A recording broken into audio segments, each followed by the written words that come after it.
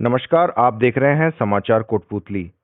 कोटपूतली बहरोड जिले की बड़ी खबरों के बुलेटिन में आपका स्वागत है। आज बात करेंगे सरुण गांव में विद्युत निगम की लापरवाही से हुई महिला की मौत और उसके बाद मचे बवाल की। जानेंगे विराटनगर में जिला कलेक्टर के दौरे और पर्यटन विकास की योजनाओं के बारे में और दिखाएंगे बहरोड में महिला की संदिग्ध मौत का मामला। कोटपूतली के सरुण गांव में विद्युत निगम की कथित लापरवाही ने एक परिवार को उजाड़ दिया। खेत पर काम करने जा रही एक महिला की ढीली लटक रही हाईटेंशन लाइन की चपेट में आने से मौत हो गई। मृतका केसरी देवी के पति का 9 वर्ष पहले ही निधन हो चुका था और अब मां के साए उठने के बाद परिवार के 5 बच्चे अनाथ हो गए हैं। इस घटना से आक्रोशित ग्रामीणों ने बीडीएम अस्पताल में शव रखकर जोरदार प्रदर्शन किया। करीब 7 घंटे चले विरोध प्रदर्शन और प्रशासन और ग्रामीणों के बीच बातचीत के 4 दौर की वार्ता के बाद सहमति बनी। प्रशासन ने पीड़ित परिवार को विभिन्न मदों से कुल 16 लाख रुपए की आर्थिक सहायता और एक संतान को संविदा पर नौकरी देने की घोषणा की है। साथ ही एसडीएम ने क्षेत्र की जर्जर विद्युत लाइनों को दुरुस्त करने के लिए अभियान चलाने का भी आश्वासन दिया है। जो एसडीएम साहब ने बताया सारी घटना आपको बता दी। 5 लाख तो आयुष्मान में, 5 बिजली डिपार्टमेंट से और 2 लाख रुपए मंडी से और 3 लाख रुपए विधायक जी से, 1 लाख रुपए बिजली डिपार्टमेंट के कर्मचारियों द्वारा और पब्लिक हम सब हैं, 1000 रुपए हम देंगे। ये तो हुआ मुआवजा। दूसरा फर्स्ट मांगती है हमारे इनके जो भी बालिग हो, बच्ची हो, उसको परिवार के व्यक्ति को नौकरी दी जाए। तो संविदा पे इन्होंने हाँ की है। संविदा पे जब तक वो नौकरी करना चाहे करती रहेगी। तीसरी हमारी मांग थी भाई जो दोषी हैं उनके खिलाफ कार्रवाई की जाए। तीनों बातों पर सहमत हुई है। चौथी जो आए दिन ये घटनाएं हो रही हैं उनके लिए एसडीएम साहब अभियान चला के इन तारों को ऊंचा करवाएंगे। एक हफ्ते में ये चीजें सभी से राय ली और सभी हमारे सब पब्लिक भी है, परिवार वाले भी हैं, सभी नेता सामाजिक संस्थाएं भी हैं। इसके लिए कलेक्टर साहब से मिलेंगे और सब सहमति होकर सहमति बनने के बाद में अब ये लिखावट हो रही है। ये आज एक क्षेत्र में दुखद घटना हुई कि नदी पेटे में जो तार काफ़ी पुराने हो गए तो थोड़े ढीले होने के कारण महिला की तार से मतलब स्पर्श होने से मृत्यु हो गई।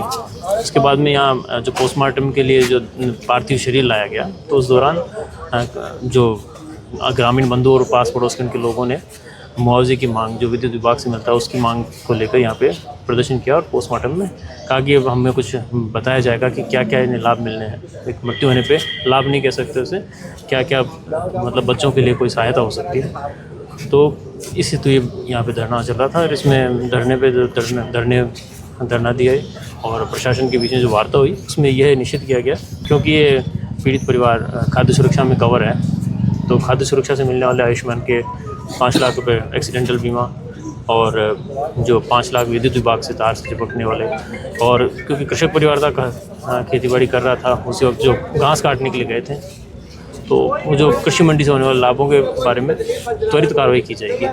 इसके अतिरिक्त क्षेत्रीय हमारे माननीय विधायक ने यहीं पे अपने प्रतिनिधि के माध्यम से घोषणा कराई कि 3 लाख रुपए वो भी पीड़ित परिवार को देंगे। ये विद्युत विभाग ने अपनी तरफ से एक पहल की है कि क्योंकि यहाँ ये विडो महिला थी तो उनके पिता का साया पूर्व से नहीं था और अब माता का साया भी हट गया तो ये विद्युत विभाग ने खुद की तरफ से ही एफआरटी जो उनकी टीम होती है उसमें नियुक्ति हेतु इन्होंने। कोटपूतली क्षेत्र में सर ढीली लाइनों की शिकायतें ज़्यादा हैं और विद्युत जनित हादसे भी हो रहे हैं। इसकी रोकथाम के लिए आपकी तरफ से क्या कड़े निर्देश? इसकी रोकथाम के लिए हमारी राज्य सरकार ने अभी कैंप का आयोजन किया था। उसमें विद्युत विभाग के लिए दायित्व दिया था कि वो जो ढीली लाइनें हैं जो शिकायत में आए वो उन्हें तुरंत रूप से दुरुस्त किया जाए और क्षेत्र में काफ़ी कार्य भी हुआ था किंतु कुछ क्योंकि कार्मिकों की कमी होती है और कई ऐसे एरिया होते हैं जहाँ पे नहीं पहुँच पाते। जैसे आज जो एरिया है वहाँ पे ये लेके गए तो बाद में वहाँ पे ट्रैक्टर भी नहीं पहुँच पा रहा था तो बीच में खंबे की जरूरत थी। तो इस प्रकार के छूटे हुए मैं उनके लिए पृथक से भी कैंप चल ही रहे हैं। पृथक से लेटर भी निकलवा देता हूँ कि एक बार क्षेत्र में एक सघन सर्वे करें और सघन सर्वे के बाद में जो भी ढीले तार जहाँ पे मानव शरीर की लंबाई के बराबर में उनको तो त्वरित रूप से प्रथम प्राथमिकता पे लेते हुए डिस्पोजल करें। विराटनगर की ऐतिहासिक और सांस्कृतिक धरोहरों के संरक्षण और वहां पर्यटन सुविधाओं के विस्तार को लेकर जिला प्रशासन गंभीर है। जिला कलेक्टर अपर्णा गुप्ता ने आज ऐतिहासिक बैराट का दौरा किया और राजस्थान सरकार की पंच गौरव योजना के तहत प्रस्तावित विकास कार्यों का निरीक्षण किया। उन्होंने अधिकारियों को बीजक की पहाड़ी, भीम पहाड़ी, शिलालेख, जैन नसिया और मुगल गेट जैसे महत्वपूर्ण स्थलों पर पर्यटकों के लिए स्वच्छता, पेयजल, पार्किंग, लाइटिंग और साइन बोर्ड जैसी सुविधाएं समयबद्ध तरीके से विकसित करने के कड़े निर्देश दिए। कलेक्टर ने कहा कि पर्यटन विकास से स्थानीय युवाओं को भी रोजगार के नए अवसर मिलेंगे। मांडन के चावंडे स्थित राजकीय प्राथमिक विद्यालय का खेल मैदान पिछले 6 महीने से मिक्सचर प्लांट लगने के कारण विवादों में घिरा हुआ है। ग्रामीणों और विद्यालय प्रशासन का आरोप है कि प्लांट की वजह से बच्चों की खेल गतिविधियां प्रभावित हो रही है और कथित तौर पर डाले गए औद्योगिक कचरे से बच्चों के घायल होने का भी खतरा बना हुआ है। विद्यालय प्रशासन के प्लांट के लिए किसी भी प्रकार की एनओसी जारी करने से इनकार किया है। मामले की गंभीरता को देखते हुए सीबीओ कमलेश यादव ने नोटिस जारी कर मैदान को खाली कराने के संकेत भी दिए हैं। ग्रामीण अब इस पूरे मामले की निष्पक्ष जांच और दोषियों के खिलाफ कार्रवाई की मांग कर रहे हैं। बहरोड शहर की शिक्षक कॉलोनी में एक किराए के कमरे में रहने वाली महिला की संदिग्ध परिस्थितियों में मौत का सनसनीखेज मामला सामने आया है। मृतका दीपिका वर्मा अपने पति धर्मेंद्र सोनी के साथ पिछले 7 महीने से यहां रह रही थी। बताया जा रहा है कि रविवार देर रात पति पत्नी के बीच विवाद और मारपीट की सूचना पर पुलिस मौके पर पहुंची थी, लेकिन उस समय महिला ने मारपीट से इनकार कर दिया था। सुबह महिला का शव कमरे में मिला। पति ने इसे आत्महत्या बताया, लेकिन पुलिस ने संदिग्ध परिस्थितियों को देखते हुए पति को हिरासत में लेकर पूछताछ शुरू कर दी है। मौके पर एफएसएल और एमओबी टीमों ने वैज्ञानिक साक्ष्य भी जुटाए हैं। पुलिस अब पोस्टमार्टम रिपोर्ट का इंतजार कर रही है, जिसके बाद आगे की कानूनी कार्रवाई की जाएगी। नारकोटिक्स के एडिशनल आईजी विकास कुमार नीमराणा पहुंचे, जहां उन्होंने स्कूल में नशा मुक्त भारत अभियान कार्यक्रम में शिरकत की। विद्यार्थियों को नशे के दुष्प्रभावों के बारे में अवगत करवाते हुए उन्होंने वर्ष 2029 तक राजस्थान को नशा मुक्त बनाने का संकल्प भी दिलाया। योजना है 2029 तक पूरे राजस्थान को नशा मुक्त करने की, और नशा मुक्त भारत अभियान के तहत भारत आज दुनिया में सबसे बड़ी युवा महाशक्ति है, और इन होनहार कर्णधारों के ही वृषभ स्कंधों पे देश को आगे ले जाना, विकास के सोपान को नित ऊंचाई तक ले जाना और नशा मुक्त भारत की परिकल्पना को मूर्त रूप देना, साकार रूप प्रदान करना इन युवाओं के कंधों पर है। आज की इस बैठक में युवाओं के साथ नशे के प्रकार, नशे के दुष्प्रभाव, नशे की लत के लक्षण और किस तरीके से इससे निपटना है, इसके बारे में विस्तार से चर्चा हुई। मोनोलॉग नहीं करके डायलॉग किया गया। बच्चों के लिए कुछ सवाल भी पूछे गए और उनके अच्छे जवाब मिले। जिस तरीके से नुक्कड़ नाटक में बच्चों ने नशे के खिलाफ अलख जगाने का काम किया, अत्यंत ही सराहनीय है। और मैं उम्मीद करता हूं कि ये सारे बच्चे आज शपथ लेकर न सिर्फ स्वयं नशे की लत का कभी शिकार नहीं होंगे, बल्कि पूरे समाज के लिए एक रोशनी फैलाने का, एक प्रकाश की ओर ले जाने के लिए एक दीप के रूप में कार्य करेंगे और समाज के नशा मुक्त समाज की स्थापना के बुनियाद के पत्थर साबित होंगे। इन बच्चों को हम लोगों ने अपना छवि दूत बनाया, अग्रदूत बनाया है, ब्रांड एम्बेसडर बनाया है, और साथ ही माननीय प्रधानमंत्री महोदय की एक ऑपरेशन लक्ष्मण रेखा योजना हमने चलाई है, जो नशा मुक्त कैंपस, यानी किसी भी शैक्षणिक संस्थान के 500 मीटर के दायरे को नशा मुक्त बनाया जाए। उस दिशा में एक मजबूत कदम उठाते हुए ऑपरेशन लक्ष्मण रेखा के तहत इस विद्यालय को एक आदर्श विद्यालय के रूप में, जिसके आसपास 500 मीटर की परिधि में नशे का नामो निशान नहीं हो, उसके लिए आज घोषणा की गई है। और पोस्ट बॉक्स लगाकर स्वयंसेवक और योद्धा बनाए गए हैं, ताकि यह पूरा कैंपस, इसके आसपास की दुनिया नशा मुक्त हो और एक अनुकरणीय उदाहरण हो, एक उदाहरण के रूप में पूरे क्षेत्र में, पूरे प्रदेश में नशा मुक्ति का परिसर कैसे बनाया जा सकता है, उसके लिए मैं एक अप्रतिम उदाहरण साबित हूँ। मेरी ढेर सारी शुभाकांक्षाएं हैं। बच्चों की मेधा देखकर, इनकी प्रतिभा देखकर, इनका प्रदर्शन देखकर हम सब अभिभूत हैं, और नशा मुक्ति के लिए जो इनके मन में जोश है, जो जुनून है, जो जीवट है, मैं उम्मीद करता हूं कि 2029 बहुत दूर है।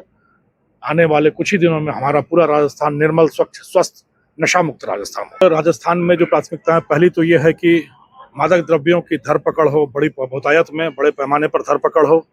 जो इनके सूत्रधार हैं, दूसरी प्राथमिकता ये है कि जो सूत्रधार हैं, इन पर अंकुश लगाया जाए, इनकी लगाम कसी जाए, और इनके चाहे जो वित्तीय प्रबंधन हो, इनके संसाधन हो, इनकी गैंग हो, इनके जीवन की समृद्धि हो, चकाचौंध हो, उसको नेस्तनाबूद किया जाए। तीसरी प्राथमिकता यह है कि मांग में कमी हो, नशे के खिलाफ समाज खड़ा हो और नशा मुक्ति का संदेश प्रसारित हो। लोग मादक द्रव्यों का सेवन न करें और लोगों को प्रेरित करें कि सेवन न किया जाए, ताकि मांग में ही कमी हो जाए। तो फिर नशे के ये जो महादानव हैं, इनका साम्राज्य अपने आप ही समाप्त हो जाएगा। और चौथी चीज ये है, चौथी प्राथमिकता ये है कि युवा वर्ग को आगे लाकर इनको अग्रदूत बनाकर एक अनुकरणीय उदाहरण पूरे देश के लिए, पूरे विश्व के लिए स्थापित करना कि जिस तरीके से राजस्थान हमेशा हर क्षेत्र में अपनी कामयाबी का, अपनी प्रतिभा का, अपने मेधा बल का परचम लहराता रहा है, नशा मुक्ति के इस अभियान में भी अग्रदूत राजस्थान हो। महिला सुरक्षा संकल्प अभियान के तहत पुलिस अधिकारियों, महिला पुलिसकर्मियों और छात्राओं ने एक विशाल पैदल मार्च और जागरूकता रैली निकाली। रिजर्व पुलिस लाइन से एसपी कार्यालय तक निकली इस रैली में महिलाओं को कानूनी अधिकारों, हेल्पलाइन नंबरों, राजकोप सिटीजन ऐप के बारे में डीएसपी लक्ष्मी सुतार द्वारा जानकारी दी गई। नारायणपुर के तुलसीवाला गांव में टाइगर के हमले में किसान के घायल होने की घटना के बाद किसान आंदोलन तेज हो गया है। भारतीय किसान यूनियन टिकैत के 20 सूत्रीय मांगों को लेकर ज्ञापन सौंपा गया है और 30 जुलाई को भरथरी तिराहा पर विशाल किसान महापंचायत की तैयारियां तेज कर दी गई है। बताया जा रहा है कि इस पंचायत में करीब 186 गांवों के लोगों के शामिल होने की संभावना जताई जा रही है।